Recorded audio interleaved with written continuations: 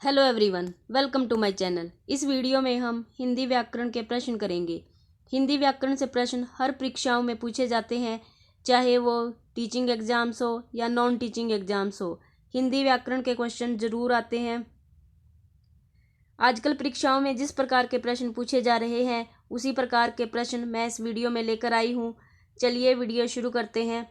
परिणाम दर्शाने वाला अव्यय नहीं है। वर्षा आ गई इसलिए बच्चे भीग गए। ये सही वाक्य है। ये यहाँ परिणाम दर्शाया जा रहा है। ऑप्शन बी, बाढ़ आ गई इसलिए गांव डूब गया। ये परिणाम दर्शाने वाला वाक्य है। ऑप्शन सी, शेर आ गया इसलिए नौकर भाग गया। इसमें भी परिणाम दर्शाया जा रहा है। ऑप्शन डी, पुस्तक लेनी थी इसलिए बाजार गया। ये गलत है। ये परिणाम दर्शाने वाला वाक्य नहीं है। इसमें कारण दर्शाया जा रहा है। तो ये करण कारक अव्यय है। इस क्वेश्चन का जो राइट आंसर है वो है ऑप्शन डी, पुस्तक लेनी थी इसलिए बाजार गया। ये परिणाम दर्शाने वाला वाक्य नहीं है। ऑप्शन ए, बी, सी ये तीनों ही परिणाम दर्शाने वाले वाक्य हैं। नेक्स्ट क्वेश्चन, मोहन, सीमा और सोहन वन को गए। गलती है चिन्ह संबंधी गलती, पदकर्म संबंधी गलती, अवनति संबंधी गलती या लिंग संबंधी गलती। चिन्ह संबंधी गलती जैसे पूर्ण विराम,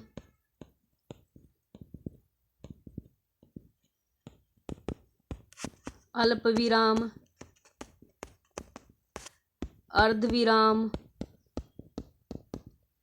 हंस पद संबंधी गलती को चिन्ह संबंधी गलती कहते हैं। इस वाक्य में चिन्ह संबंधी गलती तो नहीं है। पदकर्म संबंधी गलती, पदकर्म संबंधी मोहन, सीमा और सोहन वन को गए। इसे इस प्रकार लिखा जाता कि मोहन, सोहन और सीमा वन को गए, या फिर सीमा, मोहन और सोहन वन को गए, तब यह वाक्य सही होता। इस वाक्य में शब्दों को सही क्रम में नहीं रखा गया है, तो यहाँ पर पदकर्म संबंधी गलती है। इस क्वेश्चन का जो राइट आंसर है वो है ऑप्शन बी, पदकर्म संबंधी गलती। ऑप्शन सी, अवनति संबंधी गलती। अवनति शब्द दो शब्दों से मिलकर बना है, अनु प्लस इति। जब क्रिया की समाप्ति कर्ता, कर्म, लिंग, वचन के अनुसार नहीं होती वहां अवनति संबंधी गलती होती है। इस क्वेश्चन में अवनति संबंधी गलती नहीं है। इस क्वेश्चन में पदकर्म संबंधी गलती है।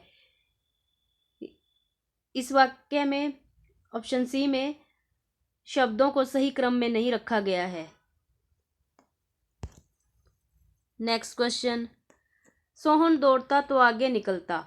संदिग्ध भूतकाल है, अपूर्ण भूतकाल, पूर्ण भूतकाल, हेतु हेतु मध्भूत। संदिग्ध का अर्थ होता है संदेह, अर्थात जिस काल के माध्यम से हमें कार्य के संदेह का पता चलता है वहां पर संदिग्ध भूतकाल होता है। जैसे वर्षा हुई होगी, इसमें संदेह का पता चल रहा है, तो ये संदिग्ध भूतकाल का उदाहरण है। अपूर्ण भूतकाल, अपूर्ण भूतकाल जब क्रिया के कार्य के होने का सही पता ना चले कि कार्य कब शुरू हुआ और कब खत्म हुआ, वहां पर अपूर्ण भूतकाल होता है। ऑप्शन सी, पूर्ण भूतकाल। पूर्ण भूतकाल जब किसी कार्य की समाप्ति का पूर्ण बोध हो कि कार्य कब शुरू हुआ कब खत्म हुआ, उसका पूर्ण ज्ञान हो, तब पूर्ण भूतकाल होता है। जैसे बस जा चुकी थी, यहाँ कार्य की समाप्ति का पूर्ण बोध हो रहा है। ऑप्शन डी, हेतु हेतु मध्भूत काल। हेतु हेतु मद तीन शब्दों से मिलकर बना है। हेतु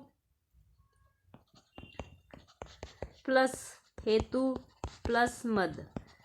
एक हेतु का अर्थ होता है कारण, दूसरे हेतु का अर्थ होता है कार्य, मद का अर्थ होता है संबंध।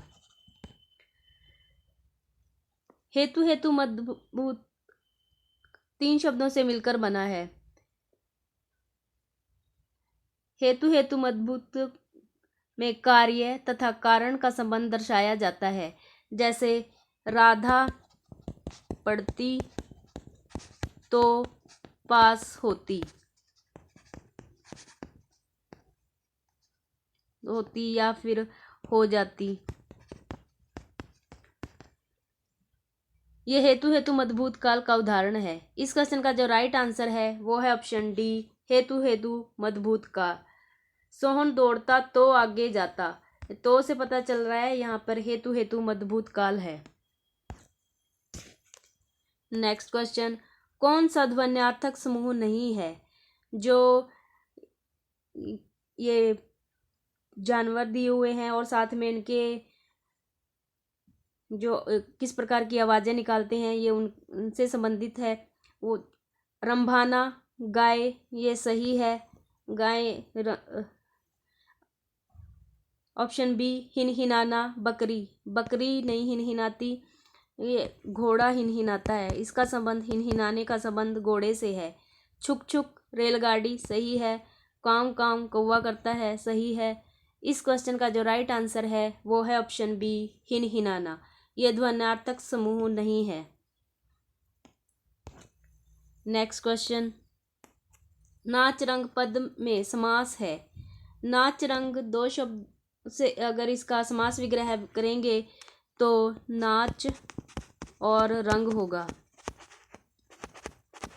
इसमें द्वंद्व समास है। इस क्वेश्चन का जो राइट आंसर है वो है ऑप्शन बी द्वंद्व समास। नाच रंग पद में द्वंद्व समास है। नेक्स्ट क्वेश्चन, अधूरा शब्द में उपसर्ग है।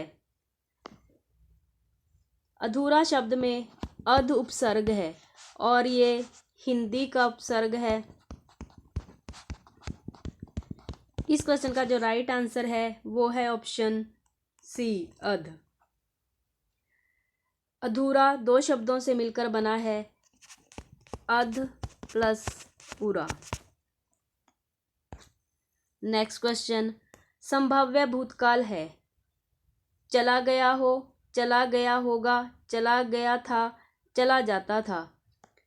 चला गया हो संभाव्य भूतकाल का उदाहरण है। चला गया होगा संदिग्ध भूतकाल का उदाहरण है।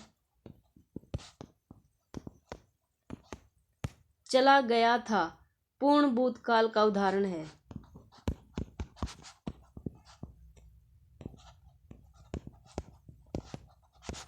इस क्वेश्चन का जो राइट आंसर है वो है ऑप्शन ए चला गया हो, ये संभाव्य भूतकाल का उदाहरण है। नेक्स्ट क्वेश्चन, असंगत तर्क है। हम चले हैं आसन भूतकाल है सही है। हम चले थे पूर्ण भूतकाल सही है। हम चले होंगे संदिग्ध भूतकाल, संदिग्ध भूतकाल का ही उदाहरण है हम चले होंगे। तुम चली होती अपूर्ण वर्तमान है, यह गलत है। इस क्वेश्चन का जो राइट आंसर है वो है ऑप्शन डी तुम चली होती, ये असंगत तर्क है। ये अपूर्ण वर्तमान है, तुम चली होती अपूर्ण वर्तमान, ये असंगत तर्क है। नेक्स्ट क्वेश्चन, 3.25 कोश विशेषण है। गुणवाचक, परिमाणवाचक, सार्वनामिक, संख्यावाचक। इस क्वेश्चन का जो राइट आंसर है वो है ऑप्शन बी परिमाणवाचक। परिमाणवाचक विशेषण में विशेषता में विशेषण में निश्चित परिमाणवाचक विशेषता है। निश्चित परिमाणवाचक विशेषण जो विशेषण विशेष्य की विशेषता को निश्चित तौल या परिमाण में बताया जाता है उसे निश्चित परिमाणवाचक विशेषण कहते हैं। इसमें निश्चित 3.25 कोश, ये निश्चितता दर्शाई जा रही है। इस क्वेश्चन का जो राइट आंसर है वो है ऑप्शन बी परिमाणवाचक विशेषण। आज की वीडियो में इतना ही। अगर आप मेरे चैनल पर नए हैं तो मेरे चैनल को सब्सक्राइब कर लीजिए, साथ में बेल आइकन को प्रेस कर लीजिए ताकि जब भी मैं वीडियो अपलोड करूं तो उसका नोटिफिकेशन आप तक पहुंच जाए। मेरे चैनल पर मैंने TGT, PGT, PRT teaching exams के और नॉन टीचिंग एग्ज़ाम्स के प्रीवियस पेपर अपलोड किए हुए हैं। अगर आप वो देखना चाहते हैं तो मेरे चैनल पर जाकर देख सकते हैं। Thanks for watching this video.